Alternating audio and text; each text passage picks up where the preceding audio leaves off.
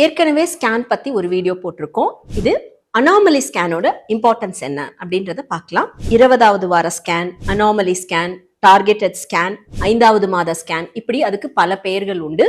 இது எப்போ எடுக்கிறோம் அப்படின்னா 18 வாரத்துல இருந்து 22 வாரங்களுக்குள்ளாக எடுக்க வேண்டும். இதுல இம்பார்ட்டன்ஸ் என்ன அப்படின்னு பாத்தீங்கன்னா, உங்களோட குழந்தையோட growth பரிபூரணமா இருக்கா, brain development, heart development, kidney, குடல், வயிறு ஃபுல்லா வளர்ந்துருக்கா அப்படின்னு பார்க்கணும். அப்புறம் கை கால் எல்லாம் கரெக்டா வளர்ந்துருக்கா அப்படின்றத பாக்குறது, முகத்தோட அமைப்பு எப்படி இருக்கு அப்படின்றத பார்க்கணும்.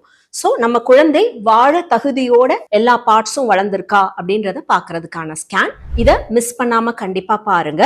இது ஏர்லியா பண்ணும்போது ஏதாவது வாழவே முடியாத அளவுக்கு குறைபாடோட இருக்கு அப்படின்னா நீங்க அபார்ஷன் கூட பண்ணிக்கலாம்.